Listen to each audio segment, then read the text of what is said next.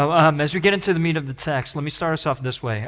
There's a Pew Research data that came out not too long ago, in the year 2024, last year.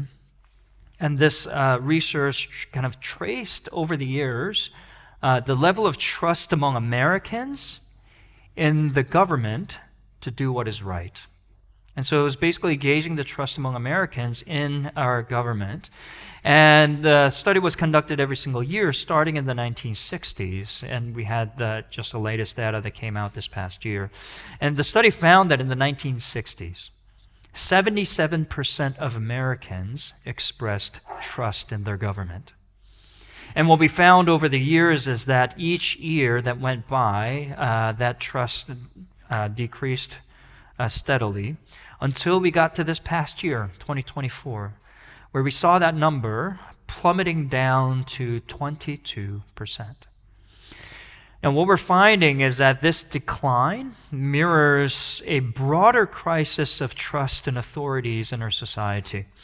Right, not just in our government, but in institutions, various media outlets, and we're finding even religious leaders in our country as well. And I believe that this decline in trust and authority amongst our people is actually a reflection of the spiritual reality that is so prevalent in our time as well. And we're going through a sermon series going through the life of David to examine the joy of living a life that is led by the hand of God. But here's the question. The question is, in a world where trust in any kind of authority is in a state of crisis, and is any kind of claim to authority is met with a skeptical eye, how are we to trust in the God of the Bible to lead us into a life of joy and place our faith in this God?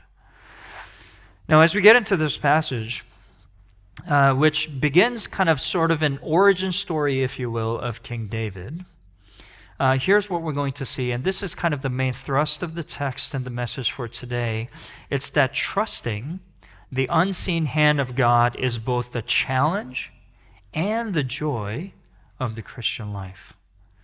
Trusting the unseen hand of God is both a challenge and the joy of the Christian life. And so I want to take a look at this thesis under four headings. First, we're going to look at the crisis of trust. And secondly, we're going to take the reason for this crisis. Third, the problem of the crisis. And lastly, the resolution of the crisis. Okay? So 4 points. First, the crisis of trust. Now, for this, I want to take a look at the first 9 verses of the text. And before that, I want to give you a little bit of context for this passage. Because at this stage in Israel's history, the nation of Israel considered itself to be a theocratic nation. A nation that understood itself to be ruled by God himself, who spoke and gave directives through human beings that he himself would appoint, called judges and prophets. And Samuel was one of these judges and prophets, and he was a really good one at that, and the nation was thriving under kind of Samuel's ministry, if you will. But what we find in this story here is that Samuel here is growing old, and there really needed to be a succession plan. And as I said earlier, what was supposed to happen is that the Lord himself would appoint for himself judges and prophets that would, on his behalf, lead the nation. But it seems more likely in this case that instead of going through it that way, this position was basically handed down to Samuel's sons. We're seeing a little bit of nepotism here, where it's not warranted. And what we know is that these sons abused their positions of religious authority in accepting bribes from the people and perverting justice for their own gain. Right? That's where we find ourselves in the story. And in response to this, the people of Israel turned to Samuel and basically say to him, "Your sons are worthless." And so now what I want you to do is I want you to appoint for us a king so that we can be like every other nation surrounding us. And what I find interesting here is that when the people of Israel experienced a crisis of trust and authority, when there was a break of trust, they don't look to do away with authority altogether, but instead what they look to do is merely replace one human authority with another. I point this out because here's what this shows us about the human condition. It shows us that none of us are neutral in terms of where we place our trust. When trust is broken, we merely redirect it to another source of authority. In other words, when trust and authority is broken, we don't say we are going to do away with authority altogether. We merely say, what's the next source of authority that we can turn to? Now, we do that with human authorities, but we also do that spiritually with God. G.K. Chesterton, who is a Christian writer, says this: when a man stops believing in God, he doesn't believe in nothing, he believes in anything. Now again, we find this to be true in our broader culture. Right? Just because we stopped believing in traditional authority figures, I'm sorry to burst your bubble for those of you that think this way, we as a society didn't suddenly become autonomous, independent, free thinkers. What we as a culture did was we merely traded one source of authority for another. And so here's what we find. We find that traditional religion gave way to alternate forms of spirituality, like astrology, transcendental meditation. We turn to self-help gurus and the like. That's what we do. Instead of traditional media gives way to what? Social media influencers and podcast hosts and that kind of a thing. And so when we talk about kind of the fragmentation of society, therefore, what we're dealing with is not really a clash of ideas and worldviews. We give ourselves as a society way too much credit.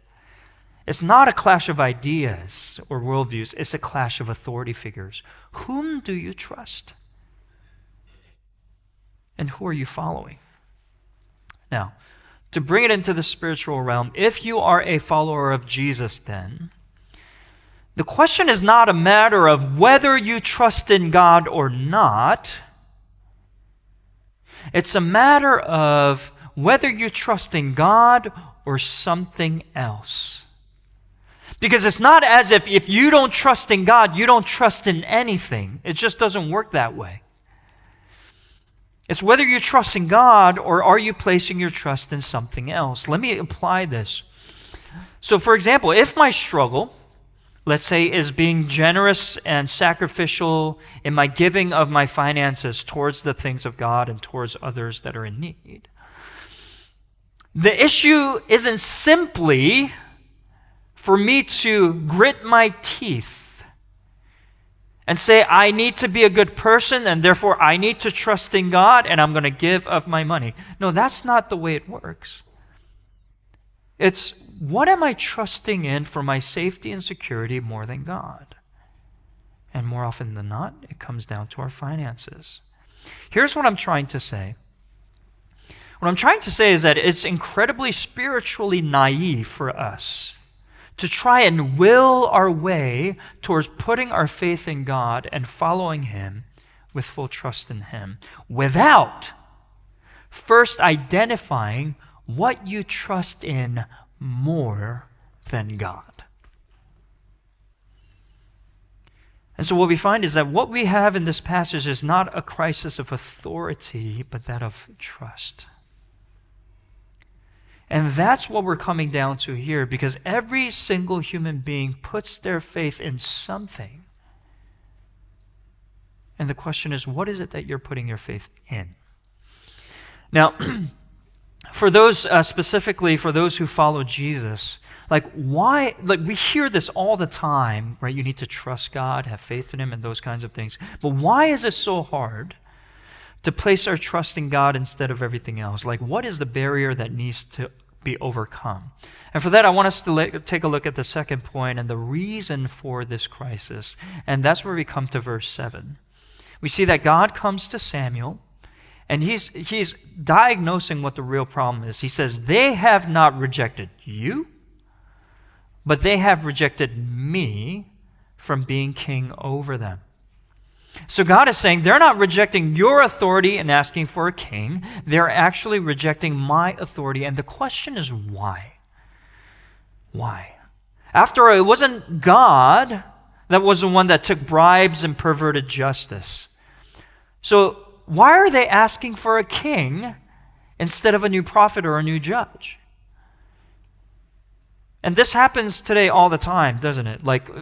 We've seen many, many examples, I think over the last 10 years particularly, of churches that have their leaders and their pastors experience moral failings of one kind or another, and they have to leave the church. And what we find is that a lot of the church's members not only leave the church as a result of church hurt or whatever, but we see many of these people leave the faith altogether.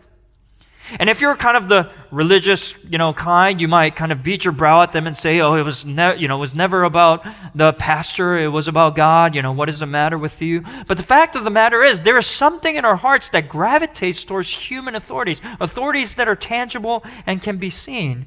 And here is the challenge of the Christian life. The challenge of the Christian life is to trust in the unseen hand of God. It's as simple as that. Because you cannot see God for yourself. And I will say to you that this is the essence and the problem of faith. The essence and the problem of faith. If you look at Hebrews chapter 11, verse 1, it tells us what faith is. It says, "Now faith is the assurance of things hoped for, the conviction of things unseen."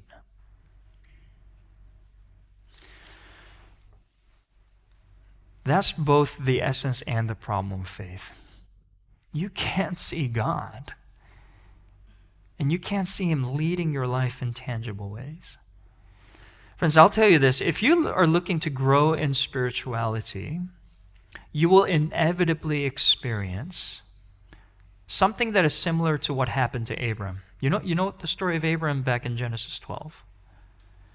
Genesis 12, God comes to Abram and tells him this: "Look, Abram, I want you to pack up your things. I want you to gather your family, not just your immediate family. I want you to gather your entire tribe, and I want you to move." Okay? So naturally, the next question becomes, to where? The problem? God doesn't tell him where to go. He says, "To a land I will show you." Wait, so which direction do you want me to go? I'll show you, just go. And I'll tell you what, I moved our family just across the Hudson from Manhattan to a couple of miles away to New Jersey. It was the biggest deal ever.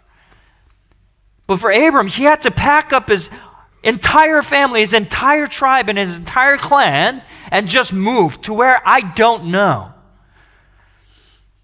And I'll tell you what, God is asking some of you to wade into the unknown and to trust Him.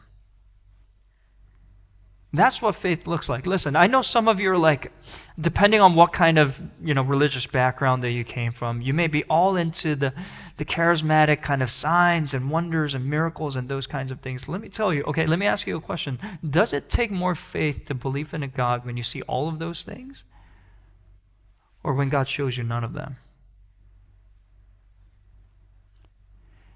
And there are some of you that are going through seasons in life where there's so much uncertainty in your life. And you have to make these decisions, and you're crying out to God, and He is not showing you much.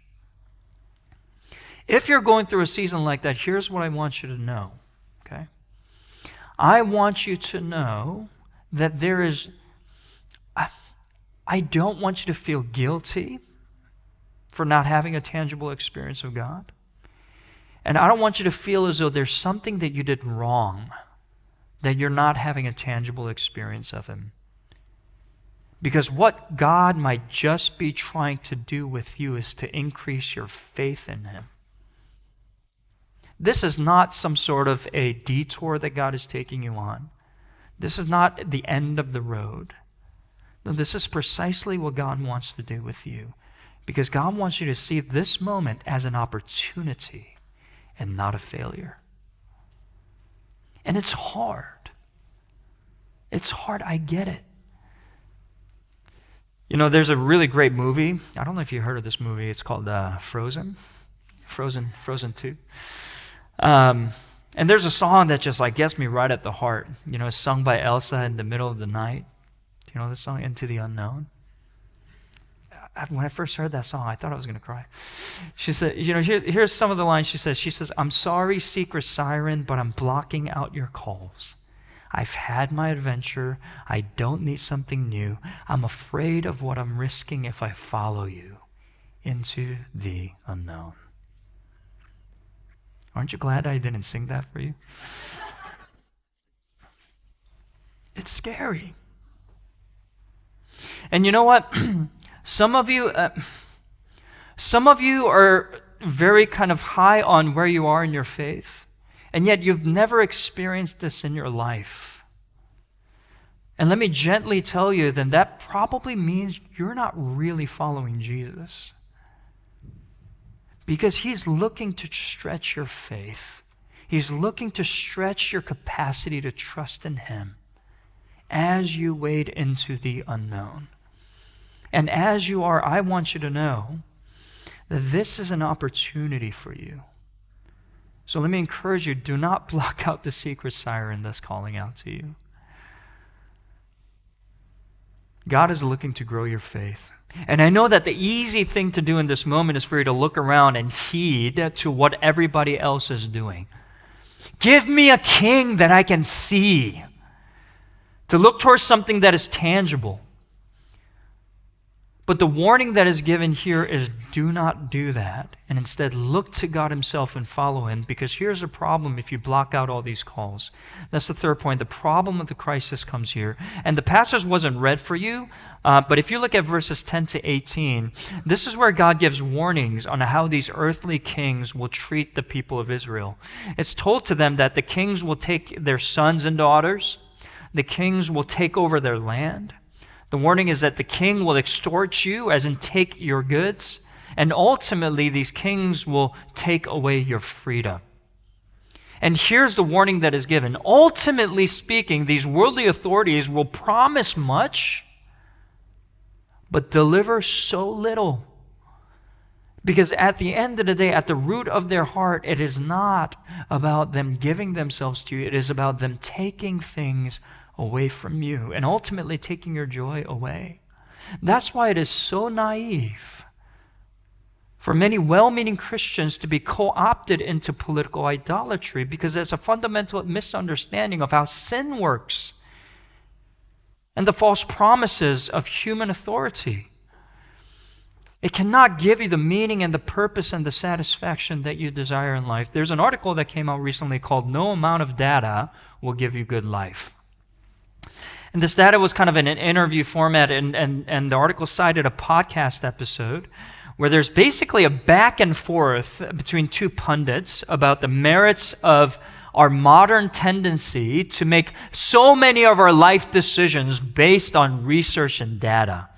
And this particular discussion specifically revolved around the merits of showing children, like toddler-aged children, videos on YouTube or whatever, even if they're educational.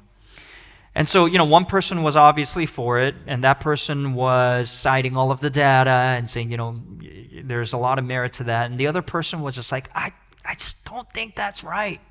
And there was a lot of back and forth, and eventually the person that was on the side that was against it, his name is Ezra Klein, got a little bit impatient, and here's what he said. Okay, got a little exasperated, and he said this. He said, "I am unnerved by how much we feel the need to net everything out, whether culture is good or bad, to these very measurable outcomes about school achievement or income in 20 years or teen mental health. And it feels to me like we've just lost the ability to make judgments based on sort of virtues and values about when things are good and bad, like whether it is better to read a book or to look at TikTok." And I want you to hear this. He's saying, we've lost the ability to make judgments based on virtues. Now, you can kind of imagine yourself in his shoes and how unsophisticated you might sound. You're saying there's just, don't give me all the data. Like, there's got to be something more than this. He's saying, yes, studies and research are tangible, and virtues and values are intangible. And he's asking, like, isn't there something to basing your life around something that is more durable and time-tested and something that is greater than what meets the eye, as unsophisticated as that might sound? It's a cry of hearts. What if I came to you and we had a town hall? And I said, hey, I want to talk about the next 10 years of our church, okay? And here's what we're going to focus on. And for the next half hour, all I gave you was data, right? Here's the church methodology that proved to work, and here's how people respond, and here's what people find inspiring, and so we're going to base our entire church around that. And I just give you a bunch of data, and that's what we're going to do. How would you respond? Don't answer that question. I hope that most of you will respond by saying, what are you doing? Like, all that data is good, but isn't church something, aren't we supposed to strive for something more? And I will say, exactly. And what I will tell you is that you are the same. You are made for something more than the eye can see. Your soul was not designed to be finite. And you and I were meant to live for something, to be guided by something that is greater, that is what is bound by the perceivable universe. In other words, something that is not seen.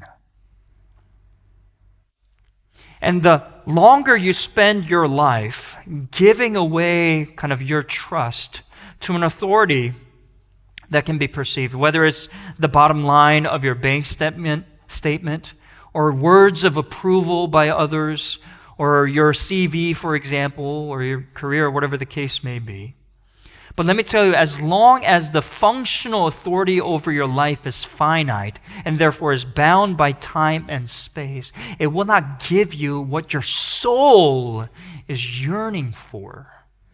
You will always be ground-bound when you were meant for heaven. Now, here's the problem, though, okay? Here's the real problem.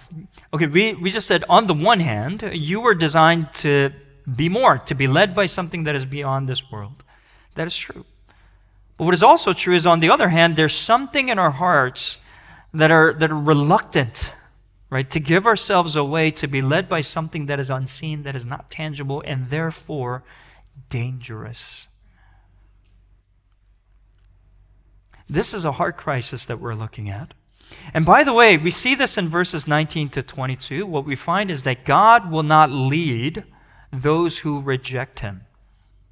God will only lead those who want to be led by him. He will not force your hand. So what is the resolution to this problem? That's the last point, the resolution of this crisis. And we find this in verse 8.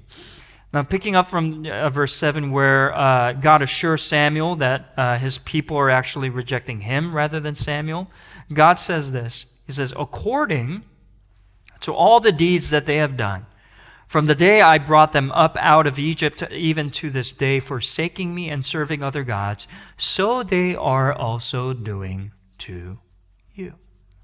He's saying basically this: my people have been rejecting my authority over them, rejecting my guidance over them, ever since I took them out of Egypt and delivered them. Now here's the question: were the people of God perfectly obedient to God before the Exodus event? Absolutely not.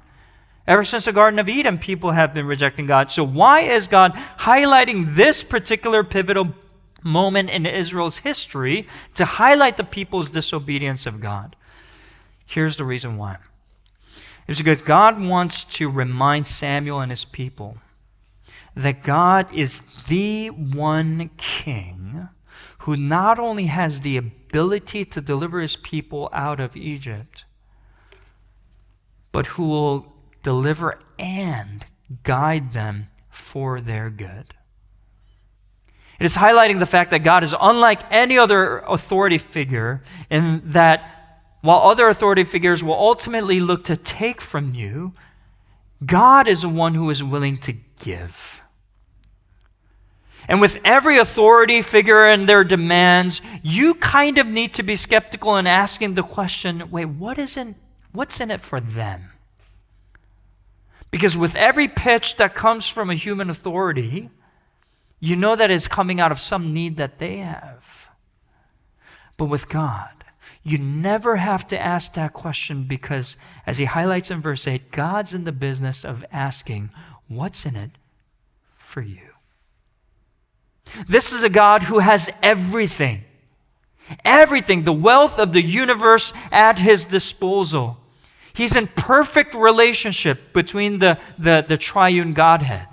He has absolutely no need, and therefore, him adopting you as his children and his leadership over you is driven purely out of love.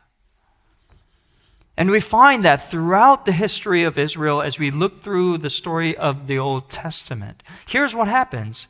God says, you don't want me king over you? I gave you the solemn warning, and if you want a king anyway, I will hand you over to your desires. You will get what you need, and all of the consequences that come with that. Even though that is true, here's what we find. In spite of being rejected time and again as their king, we find the hand of God still nevertheless intervening in human history to provide for his people, never letting them suffer the full consequences of their rejection. So that's the cycle that we find throughout the Old Testament. People rebel and reject him. God hands them over to their ways, and they suffer the consequences, but not ultimately because God intervenes and God provides for them. And there's a time of prosperity, and the people reject him. And this cycle repeats over and over again.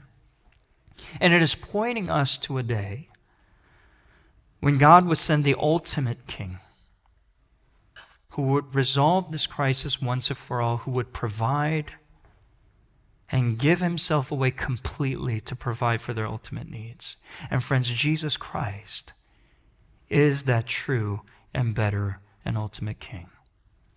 Jesus Christ was the one who they could see, hear, and touch, the Word of God in the flesh, but was rejected anyway. Jesus Christ was a king who, unlike the kings that would only fight battles out of their self-interest, would truly and actually fought the battles of his people on the cross. Friends, I want you to know that it's in Jesus Christ our great God gives himself to you. Jesus Christ gave his life so that you and I could receive life eternal. Jesus Christ gave up the applause of heaven, trading it for the rejection and scorn of men so that you and I could receive the applause of heaven. Jesus Christ experienced the pains of defeat so that you and I could receive victory over sin and death and claim it over ourselves. Friends, all other rulers, humans, systems, objects, or other idols will take from you. But Jesus Christ is a true and better king who gave it all for you. So here's the question, who reigns over you right now? All of us serve a king. Are you clinging to the bondage that is seen, the devil that you know? Or are you stepping into the joy of trusting in the hand of God unseen who gave it all for you? There's a man named William Cowper who was an English poet from the 18th century. He spent much of his life suffering from extreme debilitating mental health issues. And what we find is that even after his conversion to Christianity, he experienced a ton of suffering and doubt. And in addition to that, perhaps due to his mental health condition, he experienced a lot of mocking and abuse from many of his peers for most of his life as well. So here's a lonely man who suffered a ton throughout his life, and he wrote a lot of poems and hymns to kind of give words to his experience. And one of the beautiful among them is called A Light Shining Out of Darkness. And here's what he says. God moves in a mysterious way, his wonders to perform. He plants his footsteps in the sea and rides upon the storm. Judge not the Lord by feeble sense, but trust him for his grace. Behind a frowning providence, he hides a smiling face.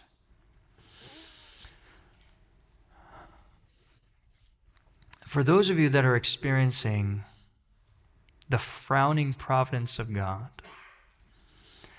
I want you to know that Christianity offers you something that no other belief system can offer to you. And it is the possibility of joy in that moment. Why? Because in the gospel, our God tells us that behind a frowning providence, he hides a smiling face. And friends, that smile upon you is your hope of glory.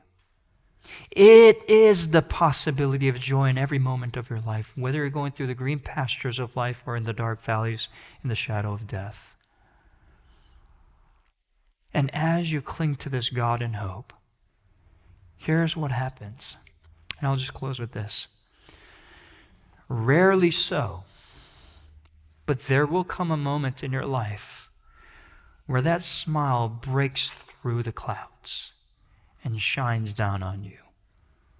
And for those of you that have experienced the smile of God, you know this to be true. That the joy that you experience at that moment is so unspeakable